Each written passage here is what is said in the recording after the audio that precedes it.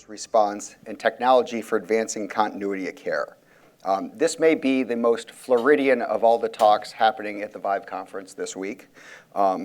Because in addition to great weather and beaches and music and food down here, one thing that unfortunately we've had for a long time is natural disasters, hurricanes most notably. And as you'll hear, that's something that used to be a relatively limited phenomenon, but seems to be coming to a city near you at a greater speed. And there's a lot of great lessons learned from what's gone on here that we can apply to other cities in other countries as we all learn to contend with natural disasters in a larger scale, I should say. We want this to be an intimate conversation, so we will welcome questions from you. And actually, in true Miami style, we really want to reward questions from you. So the panelists will be given, if they get a question they like, Bacardi's rum to give out for good questions. Now, since this is organized by the Florida Institute of Health Innovation, I did check with Dr. West, is it okay if we give alcohol out at a public health event? And the answer I got was, this is Miami, we're good. So we do really want to hear questions. We have a Q&A at the end, but along the way, we welcome interaction. So, Dr. West. All right, thank you. Welcome, everybody. Really appreciate you all coming and coming to this talk. And this is actually a very important and timely conversation. Myself and actually Dr. Tom's actually participated in a really good webinar about a month ago related to an environmental disaster and its impact on communities and people called Piney Point and the disaster that happened there. So we're excited to talk about what happens before, during, and after there's an environmental natural disaster. And again, unique to Florida is, potentially the risk for hurricanes and other environmental disasters, but we've seen increasingly across the country, as recently as in Kentucky and other places, tornadoes, the strength of those tornadoes and storms, flooding, droughts, and the expansiveness of those disasters. Our question here today is, what is the human toll in terms of once that disaster happens, what happens to people, right? We saw during post-Katrina that, when there was a disaster, a lot of people left.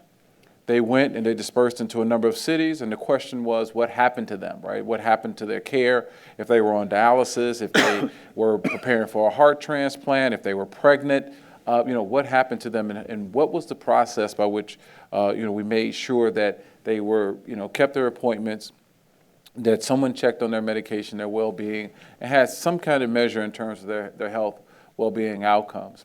The second thing we want to talk about here today is we want to talk about opportunity. Like, where is the real opportunity for businesses and technology and for platforms to plug in immediately into helping both local, federal, and state governments connect and bring that connection to people, right? To bring it to where people can actually use it, utilize it, and then information becomes really, really helpful in terms of not only protecting communities and protecting individuals, but also making sure that we have some mirror and picture in terms of what happens, right? So we just spent 2 years more in a pandemic and the response there, and we're learning, and we've learned so much, not only just from the data, but we learned so much about how the importance of delayed data, and it's taking how long data takes to connect and how long it takes for us to learn and kind of pivot in the right kind of directions.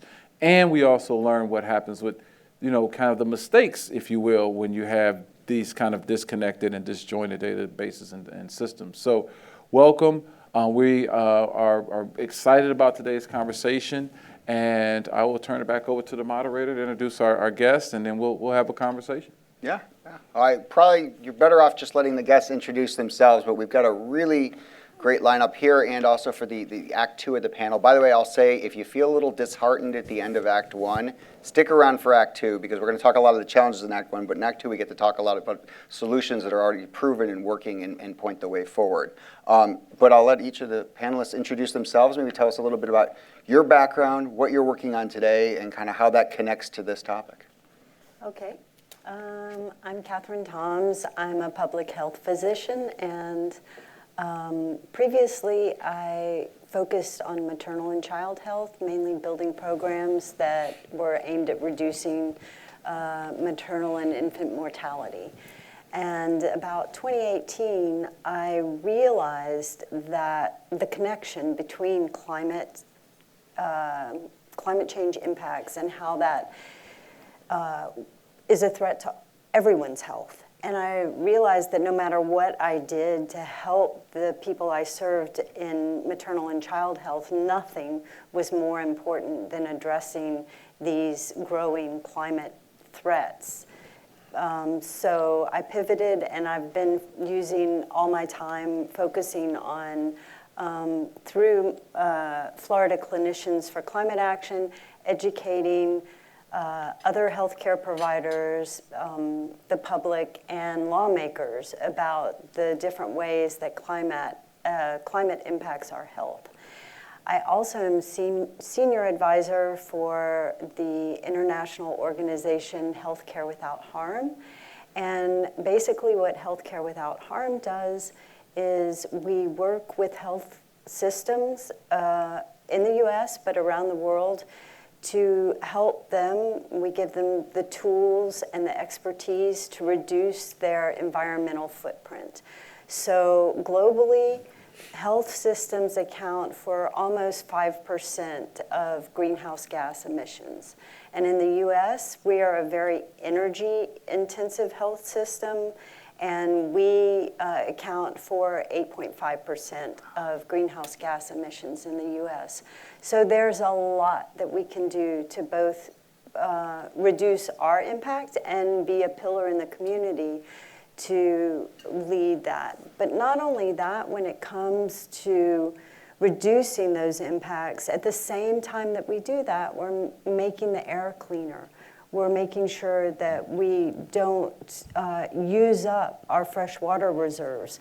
Everything we do to sort of reduce our environmental impact also helps us be more resilient in the face of these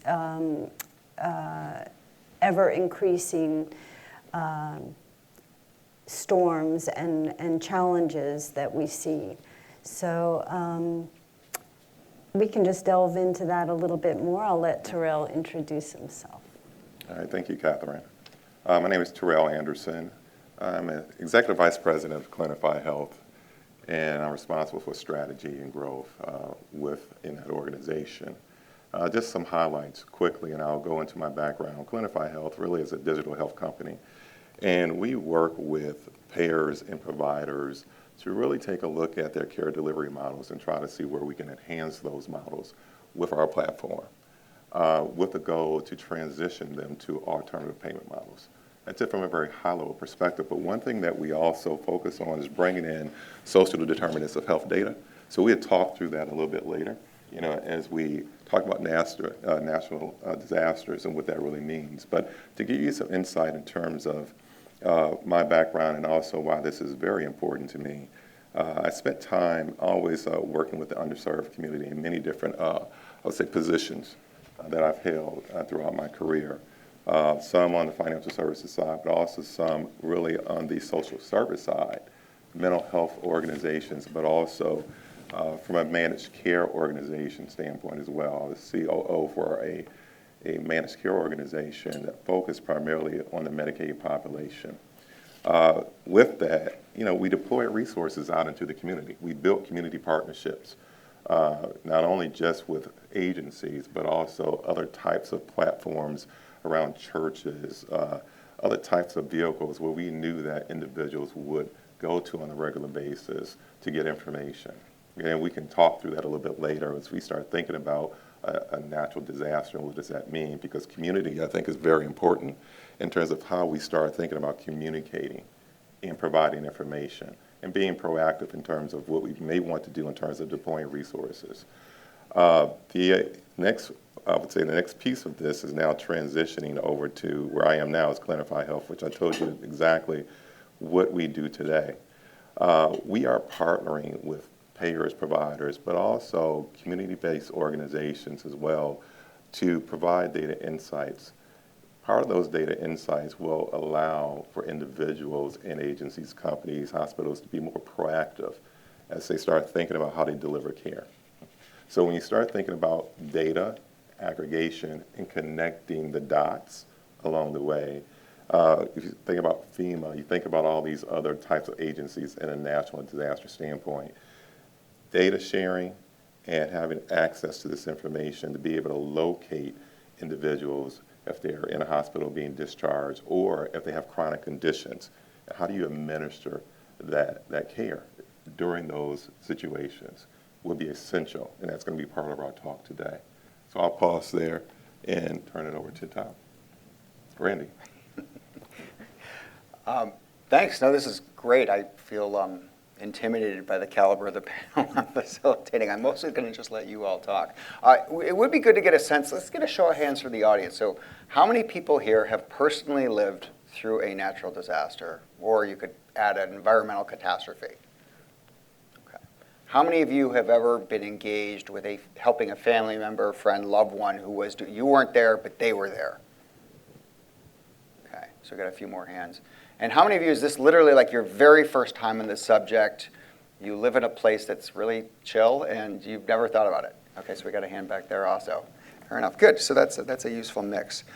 So to start off the discussion, it might be good just to do a quick definition of what would you define as a natural disaster? What's in scope for today? You know, what are you talking about? Dr. West, I know you had mentioned before, nature-driven things. You'd also mentioned industrial accidents, I know in past conversations. And frankly, watching the news and looking at what's happening in the Ukraine right now, it's different source, but the patterns of what's happening don't seem so dissimilar. So if you all could just kind of say, what's the scope here? No, it's not dissimilar. And in watching what's happening with Ukraine, and your heart goes out and to them, but also you understand that on any given day across the globe there are somewhere between 20 to 30 global conflicts on any given day, right? And so when you're thinking about that, the level of not just violence but disruption in people's everyday lives, how they live on a day-to-day basis, even here in the United States, we've just not only went through a pandemic, but we're now seeing the data of what's happened as a result of some of that, right, in terms of not only community level violence, intimate partner violence, child trauma, and disruption in where people live, right? A lot of people are moving. They've had to move. They've lost their jobs, either layoff or something to that extent. And to them, that is their disaster, right? On a day-to-day basis, that loss, that sense of displacement, sense of disconnection, loss of community, that is a disaster. But we also are seeing more hurricanes, stronger storms, flooding.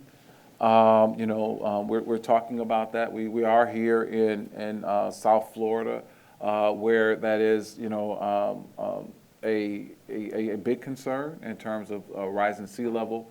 But then also, I mentioned to some of you earlier that my family's from Oklahoma, and so growing up there, so now we're almost entering into tornado season, and then watching that group mobilize in terms of understanding what Tornado Alley and what's happening in Tornado Alley and the intensity of the storms, the more higher category storms, covering more ground.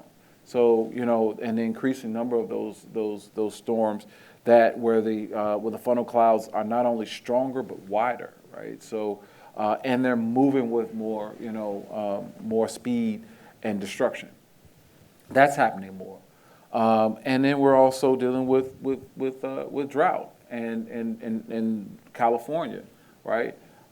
Dealing with fires and drought and dryness and the impact of climate there and that level of displacement.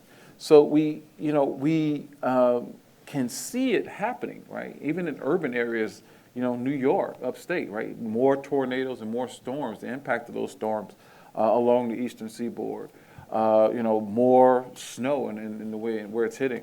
So we know we have to live with those environmental changes, but we also have to be very conscious of what's happening in the industrial side as well, right? We talked about Piney Point, that industrial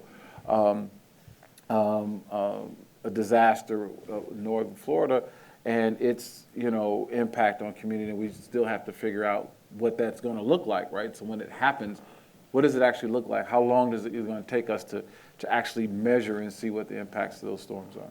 So, or that type of disaster.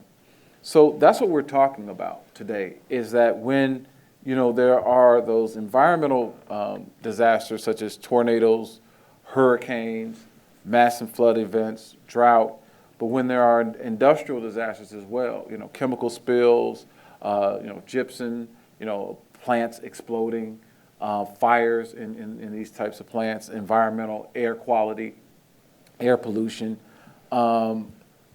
what happens, right? What happens to the people that are there? There's every state, every local government, even federal government has a response plan, an emergency response plan. How that gets coordinated varies. We saw a lot of that pandemic with the Army Corps engineers, doing one set of thing, and local government doing something else, and that not gelling quite well. You had Army Corps setting up hospitals and spaces and bringing in equipment that nobody used, right? Because there was this whole other conversation going on that they weren't included in terms of local and other government.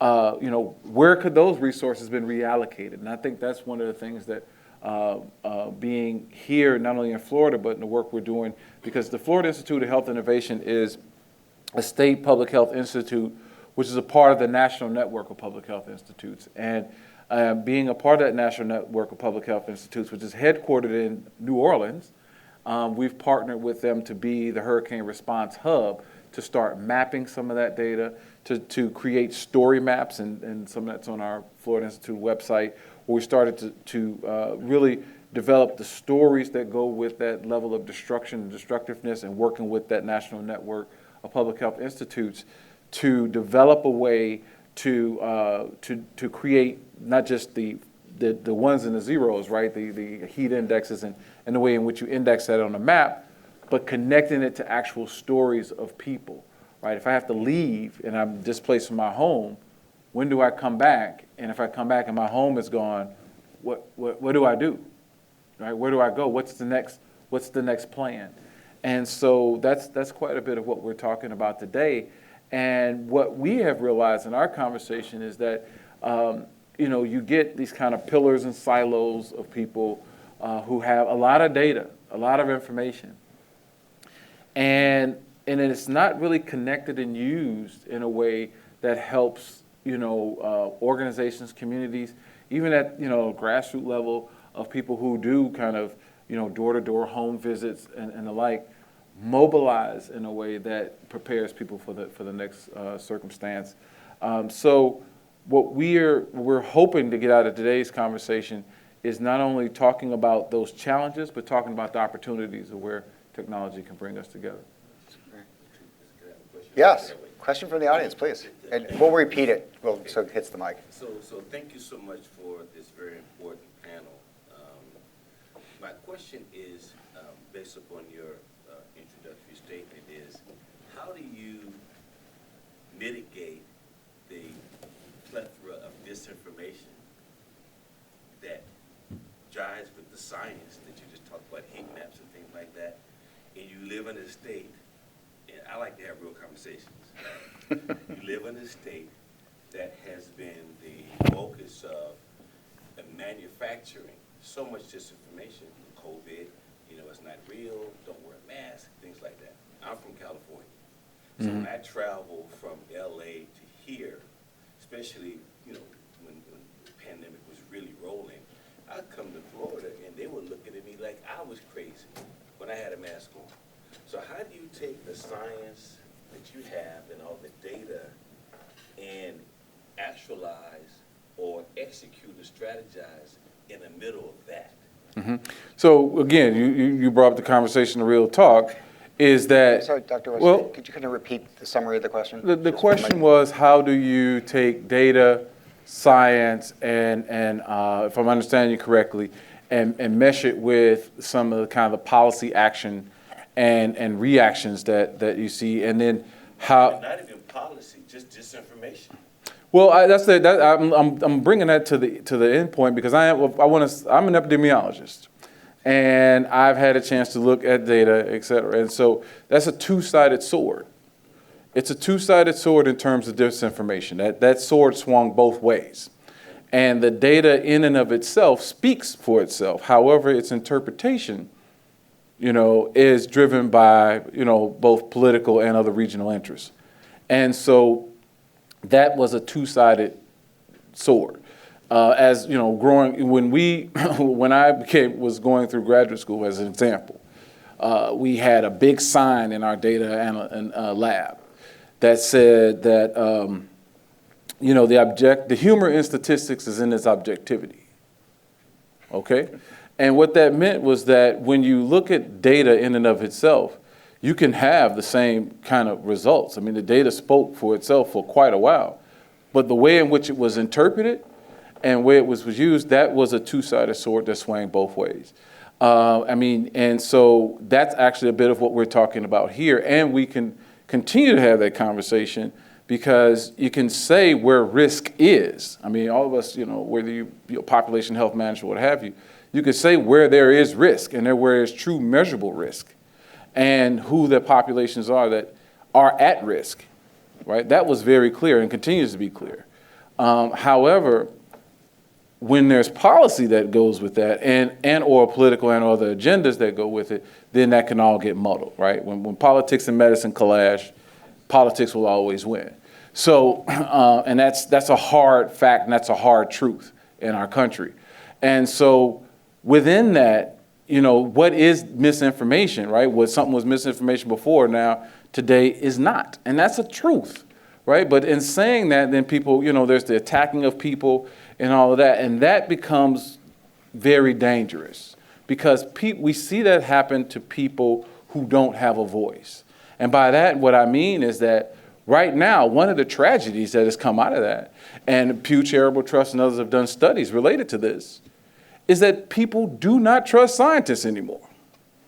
Particular groups of people don't trust scientists. Because if every day you're living a pandemic, right, if every day you're living with high rates of death, disability, morbidity, and mortality on an everyday basis, that kind of outweighs, or you're in the face or simultaneously in the face of this other circumstance, what do you trust and what do you believe, right? What do you trust and what do you believe? And so with that, what has happened and what challenges us is that when we're coming to the community and talking about data or science or the story or mapping, they're looking at us and asking, okay, well, what's your political affiliation? Who do you belong to? That kind of thing. And I think that was very dangerous and continues to be dangerous because now when you're trying to mobilize people, right, whether it's for environmental protection, whether it's for, in response and preparation for the next hurricane or circumstance, it's who do they believe? And how do you continue to build that trust? I was speaking more of the power of social media. Well, that's a whole other beast. So when I'm talking about disinformation that's coming from those sources that are then repeated and retweeted by political people. And so that to me has been a major impediment to using real facts. So right now, the minute someone came out with alternative facts, once that word came into our lexicon, that to me was the domino effect in the end of real information. Well, that depends, right? Because something became a fact, or we ran into a situation and ran into a situation where something's not an issue, but becomes news, and becomes news because it is continuously being made news. Or something is a fact because you say it more than enough times. Depends on what it is. So now that's the fact because it's been repeated for so many times. And it depends on what stream that is. So I would only caution you to say, or is that that's a two-sided sword that swings both ways, and that has presented and continues to present, especially when you're doing the kind of work that we're doing, Right. and trying to reach people is bad. My last comments, I don't want to, this is where I like forms like this. Well, to me, right now in this room is probably 72 degrees. That's a fact. You can't change that. You cannot change that. Now, if you want to put on an overcoat and put on a heater, and you say that you think it's 10 degrees, but you have your own opinion, but you don't have your own facts. So to me, I think that we have blurred the line, and we have given certain groups of the society a lot of latitude to redefine the fact that it's 72 degrees in this room. So that's the issue. So someone has to say, no, it is 10 degrees outside. No, you can't go out with your underwear on. So that's that I'm using hard, cold facts like that. There's implications. If it's 10 degrees, you go outside of your underwear, you're gonna get tore up. So similarly in science, if you say that there's no problem over here, you can run outside without a mask on, the COVID pandemic is a fake, that has consequences. Mm-hmm. And we've seen the data has shown that those states that were very flippant and very nonchalant about certain protocols have higher risk of COVID. And and that's a fact. But also a fact is that those states also, when you look at morbidity and mortality, there's not much differentiation there, and we can go there. So whether and that can be measured to a great extent. So I don't want to get into the whole conversation here, but I could just but what I'm saying is that two things, and I'll let everybody, is that one, you're free to have that conversation, right? I'm not about to cancel you, kick you out, or nothing. Thank you for that.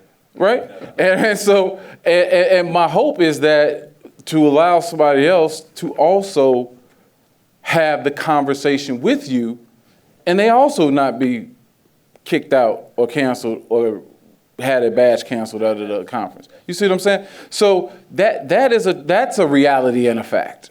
Because when that happens, what do people who are not in that conversation, who are feeling uncomfortable, who are maybe feeling on one side or another, where do they land? And that's the danger. I'll use my prerogative, moderator. First of all, on behalf of the people of Florida, even though you made a little bit of fun of us compared to California, I'm from Oklahoma too, so I got all but you are officially being awarded a bottle of rum from the people of Florida. Yeah. Don't bring it in the carry-on bag on your flight home. You have to check it underneath or have it before. Go to a foreign country, they say something else. Yeah, there you go. But I tell you what, we're going to have a Q&A, and we can definitely come back to this. No problem. Thank you for coming. No, thank you. It's great to get questions. So let me pose to our other two panelists a question I think you got into, which is you're talking about people and how people react to these things. So let's dig a little bit into the human side of a natural disaster. I mean, we know there's 9 million people in South Florida alone, on the Atlantic side. But there's huge, dislocations, and, you could see the TV covering, the tremendous wreckage of a natural disaster. But could we put some color on it by talking a little bit about some of the human situations that people have? And maybe Terrell and Catherine, if you could share from some of your experience, what are some of the situations you need to think about, particularly since the topic is continuity of care? People who are injured as a result of the natural disaster, and that may be comorbid with things they already had going on. People who are marooned, or people who are essentially forcibly relocated, in mass. So could you tell us some examples that we could, think through as we go through the rest of this panel and kind of put some personas on this? Right, so I have one example, and I know Terrell can talk about some things. So one is back when Hurricane Katrina hit in 2005, which Hurricane Katrina was the most costly, and both in terms of economic costs and lives lost that we've ever experienced by far, then followed by Superstorm Sandy. But I remember one incident in particular with Hurricane Katrina where a woman was stranded, flooded, no rescue workers could get to her, and she went into labor. So communication was disrupted. She couldn't get to a healthcare provider, and they couldn't get to her. And in the end, a teenage boy ended up delivering her child. And I think that we can't, at this point, always forecast what's coming and when it's going to happen or where with precision. But we know as we put more fossil fuels into our atmosphere that we will see warmer, wetter weather. And because a warmer atmosphere holds water vapor more, this will happen and we'll have these huge storms. So we can both reduce that risk over time, but we can prepare and we can use models with data. And that's where you all, the tech geniuses, come in. You can help troubleshoot how this is going to happen and then find ways that we can connect with those pregnant women, or ways that we can identify them before a storm happens so that we can connect with them and make sure they're evacuated to a place where they can get the health care that they need and deserve. So I know Terrell we had talked about dialysis and things like that, so I'll just let you take on another example of that. Well, Catherine, thank you for, going into that example. I know we had a conversation yesterday. It's really also about just thinking about access and how do you manage certain situations and patients or individuals that may have chronic conditions. So disaster hits, and I'll give you some background. I come from a couple of different spaces. One, the FQHC space, where I was COO for a very large FQHC in the Chicagoland area. Federally qualified healthcare right. centers. So as we continue to think about partnerships and what we do around managing patients, some of our patients were already challenged, pre, any disaster, or even if you think about COVID and things that happen. So we have to figure out different ways to give them access. Day in and day out, we think about, okay, this person needs medication. And if they're in a situation around a disaster where we can't get that medication to them, they have no access to it, then what happens?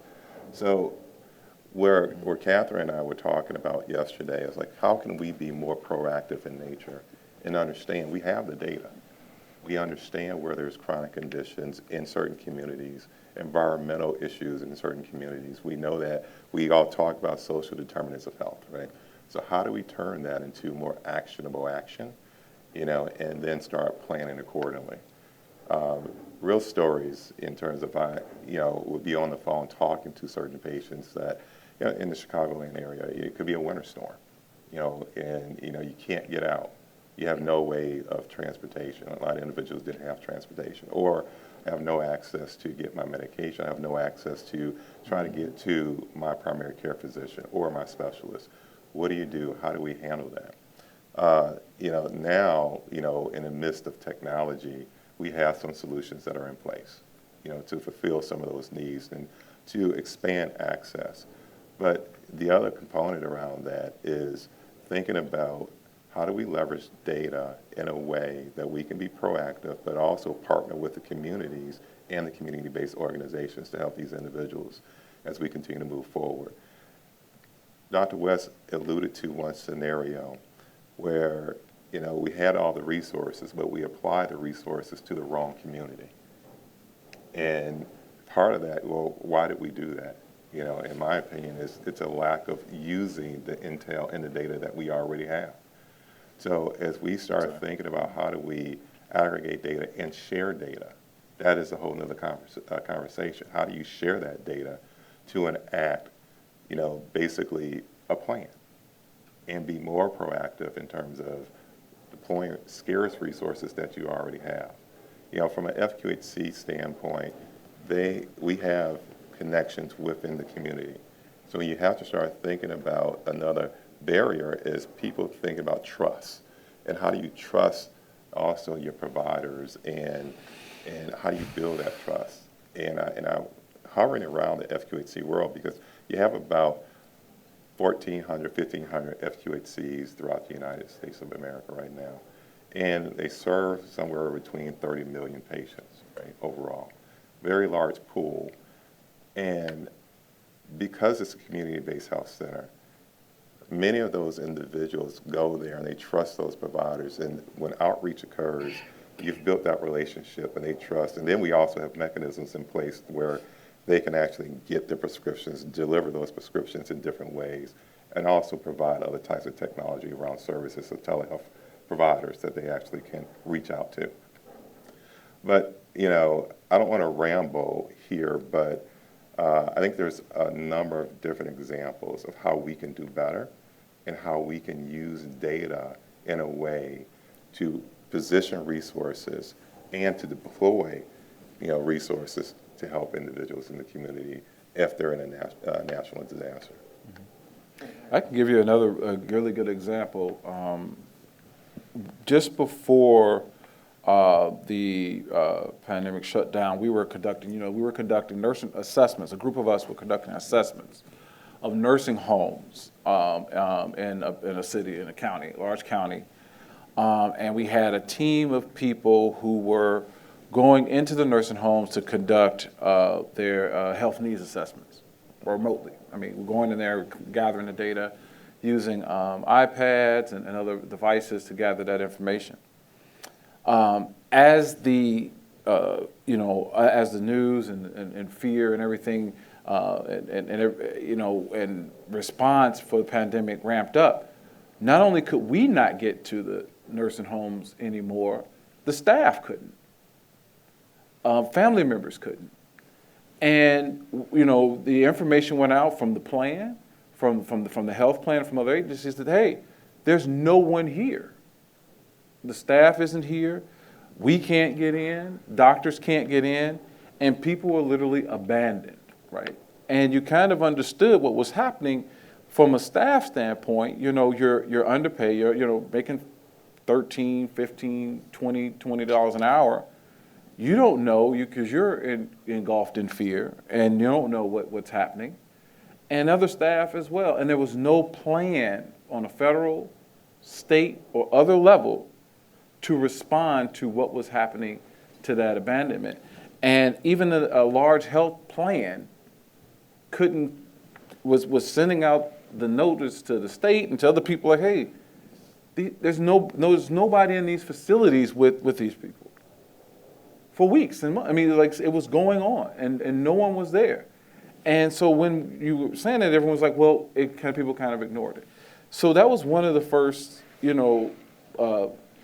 situations that I saw that was happening, and others saw that, as far as when what was going to happen, and then how that was contributing to death, morbidity, and mortality.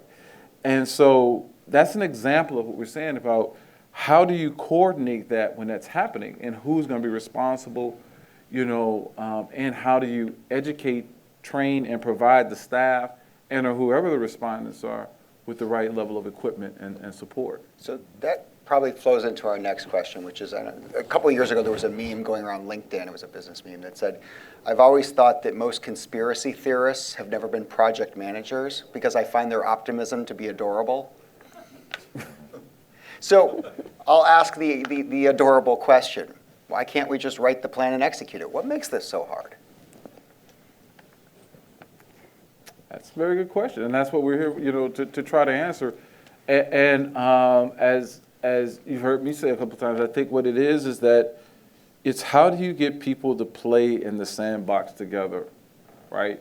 It's like kids, right? It's, how do you get someone, them to play within a set of rules, right? And to play together without fear that someone's going to share some information about themselves or about what they're doing or their business model that creates some kind of competitive advantage or disadvantage. Who owns that information? How does data play out? And what are the rules, right? Both spoken, unspoken. What are the risks, liabilities? How does that all play out? And I think that's the level of conversation we've been trying to have here at this event and the role technology can play. But it's a conversation that's been ongoing in other places, whether it's the American Public Health Association, AMA, is how do you get organizations and organizations, agencies, and government to talk together and communicate together and coordinate and cut through the bureaucracy and politics or whatever the other agendas are. Yeah, and I'll add on, and Joe, around that. You know, we are here today, we see all these technology solutions. I mean, we can solve this. We already know technology can do whatever we need to build, right? You know, even in terms of what we do at Clinify, we have data. You know, you look at communication, all these other patient engagement platforms that are out here today. That's not, to me, the issue. It's basically how that data, to your point, is going to be utilized, and then how do we bring it all together so we can be more proactive with using that information and then be strategic in the approach in terms of deploying resources? One quick, on your point, Terrell, about the now distribution of resources in the community, I founded the Black Barbershop Health Outreach Program 10 years ago. We screened over 30,000 men for diabetes, high blood pressure across the country. And one of the things I found is that with the maldistribution of health resources, I'm a visual person, so I told the research team at the University of Illinois to partner with us. And I said, give me a big map, show me red dots are barbershops, blue dots are free, fairly qualified clinics, and the other dots are liquor stores and fast food joints. Well, when you put that all together, it told a story.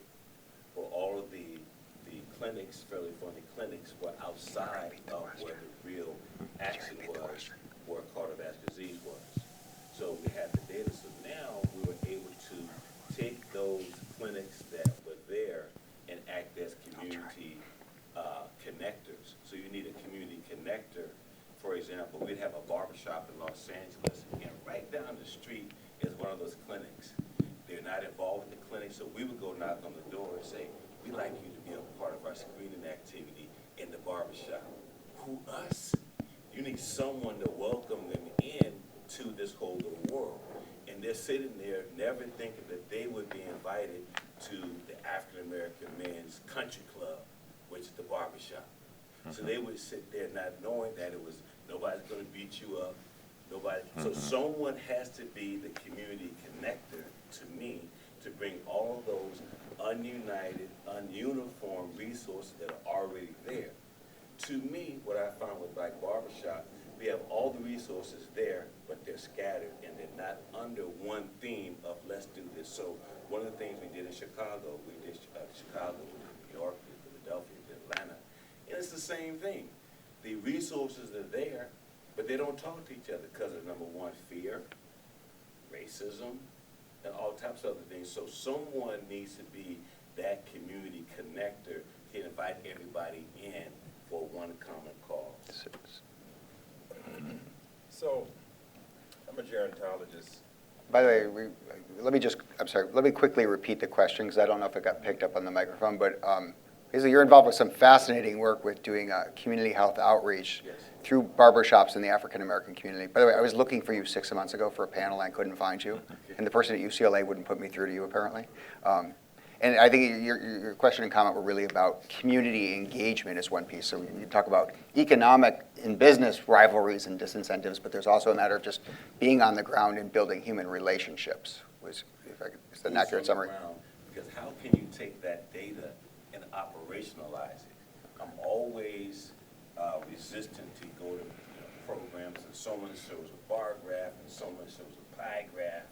But how do you take that information and actually make that data get up and walk? How do you make data have legs? How do you make data have arms and move it? And that's where, in my opinion, you have to mobilize troops and boots on the ground. It's no different than having a war. You can look at all your computers in the White House or NASA, but someone's got to get on the ground and do the ground war. And that's where I think the disconnect is. The scientists do their great job, the technologists do their job. The other missing piece is the people part. The people part makes it go. So it's the human element, the troops on the ground fighting for health. All day. Okay, so. Well, one thing, and I'll add on to that, it's really when you start thinking about the overall plan development, you can't develop the plan without engaging the community, properly, because the community understands the needs of the community in terms of execution of the plan. So, you know, that's another data point that we have to engage, and totally agree with you on that. Yeah. All right, so we had I think that the gentleman up front had a question, and then the gentleman back has been patiently waiting also, so. So,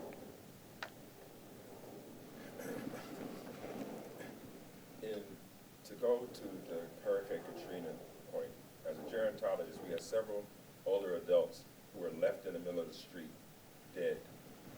We had, again, people who had other health issues that were not able to be attended to. And we go through period after period of disasters. We talked about FQACs, how they reach and they fit into the community. Now, academically wise, there's this whole new turn about perception. Everything you see being written now is perception of, I wrote one, perception of cognition and memory and slowing. So, perception, even though we have various health and IT, the perception, and some of my students from other countries say the freedoms that United States citizens have don't mesh. And so this doctor can say one thing, this federal person can say one thing, this person, and the perception messes everything. And so being able to, you know, I think, and that's the question I have, I mean, how do you get people's perception is their reality? And so when you say there's global warming, or you say there is a snowstorm coming, there is a Hurricane Katrina coming. No, forget COVID. Everybody keeps yelling about COVID. We're going to tough it out. There's a mudslide coming. There's a fire coming. Oh, well, don't worry about the fire. It'll jump over my house. And then you go, well, now I need health care. Now I need rescue. That perception somehow, and that's what I'm asking, how, and it's a $64 question, but how do we get people's perception to understand that when you press the DEFCON button, it means move, whether that be mavens in the community, pastor, priest, the nurse. That perception, I think, is what's, and even not just in the community, but even at the higher levels. This military man is going to say something, this health care center is going to say something, that perception that they're going to steal something. We're all trying to move a car that's out of gas. I'm not pulling it, and you're pushing it. So that perception is trickling down from the top all the way to the bottom. And how do you get the water in the concrete and get it to be unpermanently set? I can say something to that, but I'll let the very patient gentleman in the back make a point too. Well, I appreciate that. First of all, Jonathan Fite, Beyond Lucid Technologies, and I'm actually here on behalf of the Journal of Emergency Medical Services, so I probably couldn't have followed a question better than the one previously posed. And if you don't mind, and I would very much love to hear your opinion if I can tack on to the previous statement, because I do think the notion of perception is a very interesting one. This panel is talking about disasters, right? Disasters are by their nature integrated, right? They involve public safety, they involve public health, they involve human health, individual health, they involve construction, they involve utilities, they involve transportation, they involve certainly data and data portability. It's not lost on me that there's about a dozen people sitting here, in addition to the four of you, right? We're in the last day of the conference. For one of the few panels that I would purport involves and social determinants, by the way, totally a part of that conversation. So to the degree that this is one of the few topics that truly touches every single thing that has been brought up in the last 3 days and the last 2 years, and I realize that none of you likely has the answer, but I'd very much love your opinion on the matter if you wouldn't mind. I'm sorry. I have the answer. Look, I said, I think obviously conference organization is a complex thing, but to the degree that you have a massive topic that involves every other thing that's come up here, what is this doing being on the last day during lunch while people are already leaving? Shouldn't this be the keynote on the first day when everyone's bright-eyed and before they start to meet people? So if any of you could weather an opinion on that, I'd very much love to hear about it and write about it, and hopefully we raise some awareness, some perception, and hopefully in coming years this will be a forward-thinking topic, especially if it's going to get bigger. And we accept your offer of the keynote.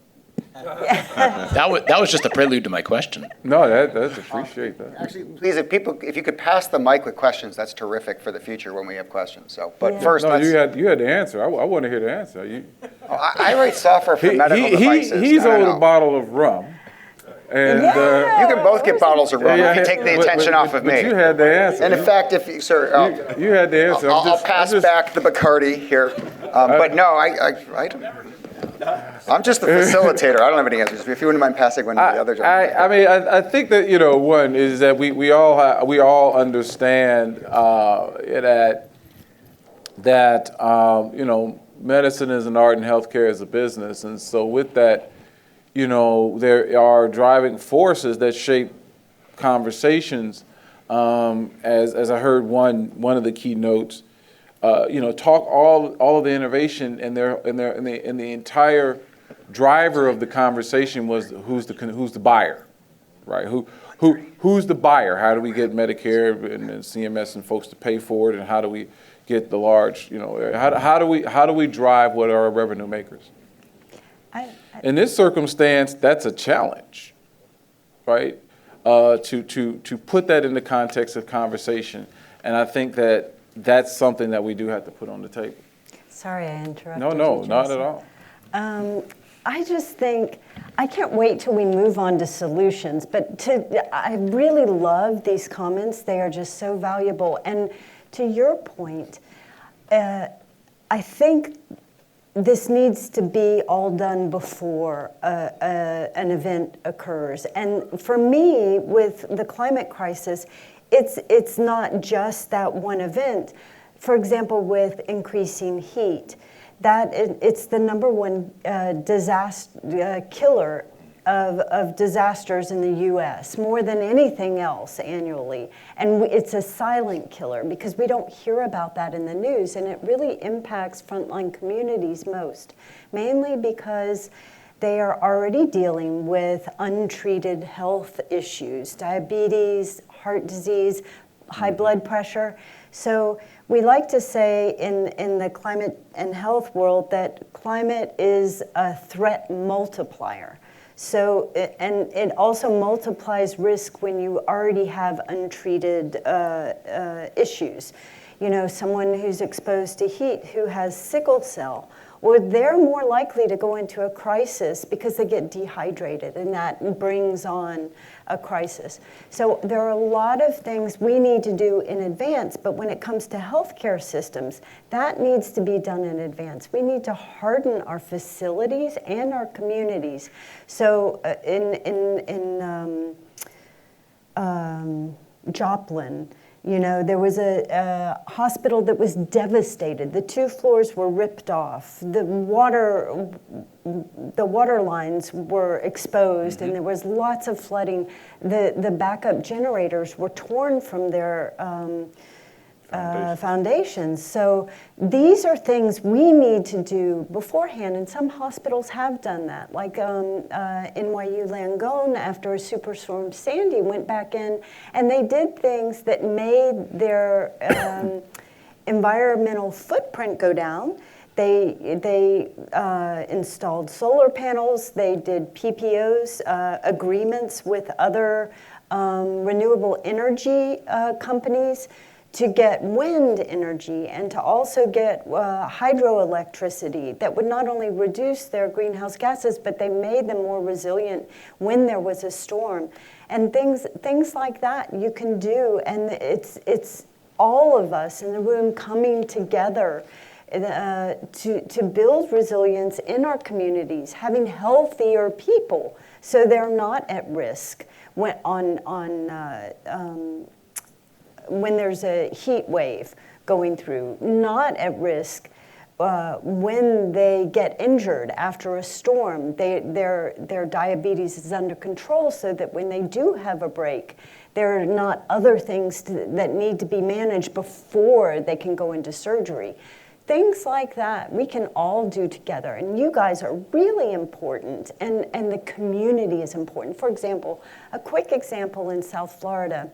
So community-based participatory research is really important with engaging communities and building that trust. For example, Catalyst Miami reaches out to these underserved communities, and it was founded by the mayor of Miami, Daniela Levine Cava. And so this organization has worked with the University of Miami and FIU to bring them into heat research, to map out where are people more at risk because of urban heat island effects. And so these are things that engage the community, connect them to researchers, and connect them to clinicians. And this is how we're going to build it. And then IT people, you are the cement that makes this work. People realizing the disconnect. We're here now and we're talking, and that is building down these silos. So thank you all.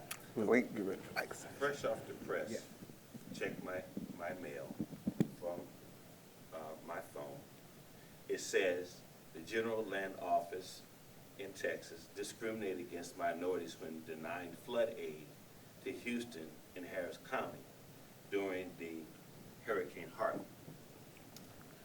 So how do we take all this data that we have and all this goodwill and technology when you have other headwinds, when you have things like that happening too?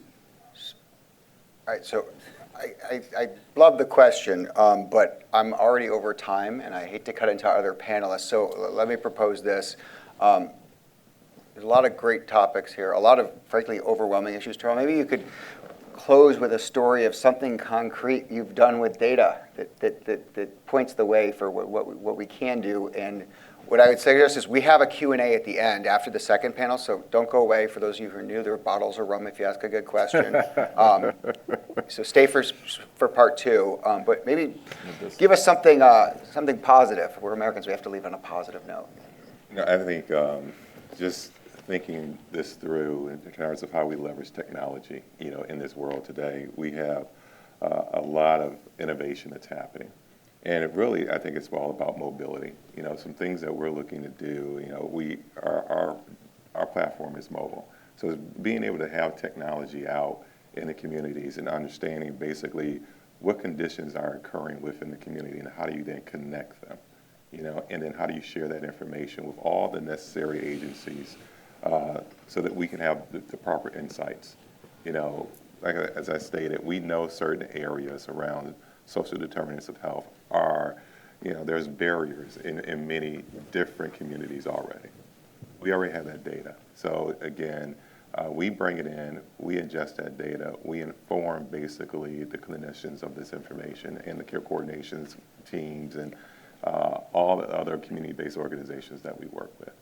So it's really about how now do you continue to share that information across the entire system, as the gentleman mentioned in the back. I mean, it's just not, you know, one particular vertical. It's all verticals that we have to make sure that we're sharing this information to develop basically the right plan and to be proactive with it. I mean, I think the conversations today have been very robust. Some, you know, in terms of, you know, can we answer everything? Because what you just hit on was more of a racism issue at the end of the day, equity, and we'd also have to make sure that we're addressing that along the way. Individuals should not be denied, funding should be available, and everyone should be treated the same. So these are just, when I think of data, and you guys will hear from our co-founder if you stay around the fireside chat and what he's going to speak to, and then what we're doing internally to make sure that we're sharing these insights, that we start changing the outcomes and the clinical outcomes of patients that we're actually serving. So I'll pause there, Randy, and give it to you. I just thank you to our panelists for a great panel. Thank you to our audience for making it better. I didn't have to do half my work, and we covered all the topics, so it was terrific. And so part two, it is ViVE, it is health, it is CHIME. There'll be some whiz-bang technology things you'll be hearing about. We got to factor that in. And valuations, I believe, will also be coming up. So don't worry, we're not abandoning our roots with digital health. And just thank you all again very much. Thank Appreciate you. it.